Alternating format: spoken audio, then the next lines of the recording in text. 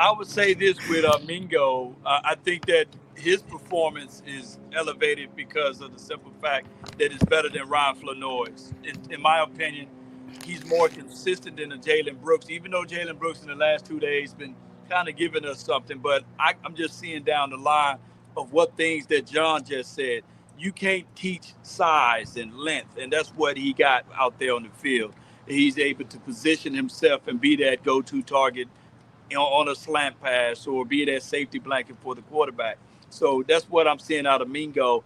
And I'm seeing a tick from Treshawn Holden, him being able to elevate too. So separating himself from the back end of the roster, that's more important than anything. So we're saying that these guys are competing and our wide receiver core. John, can you agree with this or disagree? Do you think that the wide receiver core is the most complete unit? For me, it's the edge rushers, but I would have wide receiver too, because to me, CD's been the best, Pickens second, probably Turpin third, and fourth for me, that guys that have stood out the most is probably Treshawn Holden. Like, he really hasn't had a day where he hasn't shown up. You know, he's made a play here or there. Jalen Cropper would probably be 5. He's made a lot of nice plays. Now, the thing about like a Treshawn Holden or a Jalen Cropper when I'm saying this, like, they're working with the 2s, you know, so I'm not trying to just skip over Jalen Tolbert like he hasn't, but he's going against the 1s, and let's be honest, he's not getting as many balls as he would be if like there wasn't George Pickens or CeeDee Lamb, but CeeDee Lamb and George Pickens have been out there. So, and then you add Jake Ferguson, but no, Turpin would be the one that's probably been third for me. But yeah, no, wide receiver group is very deep. No question about it. Holden is going to be a tough one for them. Not keep on the roster, or would not surprise me if like another team claimed him if they didn't. He's definitely got a little bit of like an it factor to him. Yeah, it's going to be a hard cut.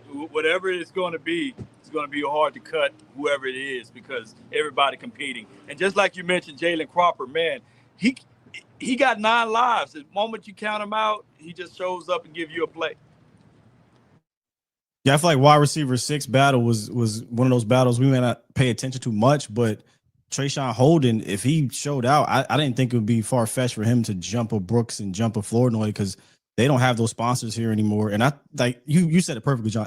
There was an it factor to his film.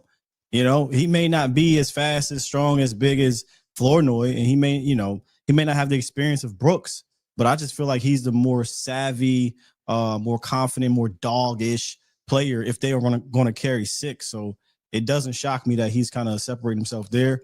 But the room in general, remember we talked about this before, too many people were focused on tag team. They're focused on just CD and Pickens. And when I took a step back, when we dropped Pickens in that room, I said, wait a minute, this thing, if you really watch, look how it's lined up. This is a really damn good room now because Pickens, I think, fixes that. Instead of saying, hey, Tolbert or Mingo has to fight for number 2, they're fighting for 3. And really, they're fighting for like the 4th option as opposed to being the 2nd option at receiver. So I love the way this room is forming. I think it complements each other too. I think I want to say something about Holden to piggyback on what Sky's saying. Holden has he looks like he understands windows, right? Like, yeah, maturity to his game. Yeah, like he's getting open over the middle of the field. I don't have an up top shot, so I can't see like is he setting receivers up at the top. But every catch that I'm seeing, he had the one where he tipped it, but like I'm seeing like sneaky separation as well. And that was what he was able to do at Oregon, right? And so this is cool because my whole thing is Scott just mentioned the big 2.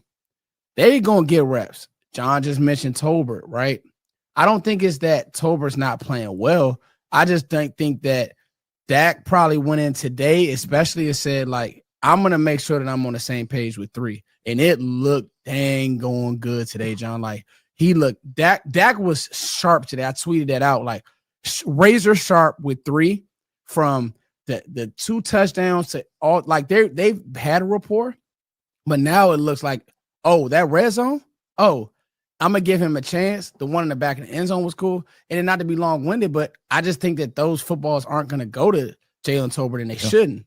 Now it's going to be who can be that other receiver that can win in different ways. Because CD's going to get his. It's the same stuff we've been saying. I have to make sure that I'm on the same page with 3, with Pickens. So who's going to be the other player? And that's what's going to be interesting to see. I got a thought about that after Law. Go ahead, Law. Oh yeah, I was gonna say that we all miss Michael Gallup when he was healthy. The ability to make the necessary adjustments in the air, body control, and how he contorts his body with dexterity. Where you seeing that with George Pickens, but on steroids to a degree.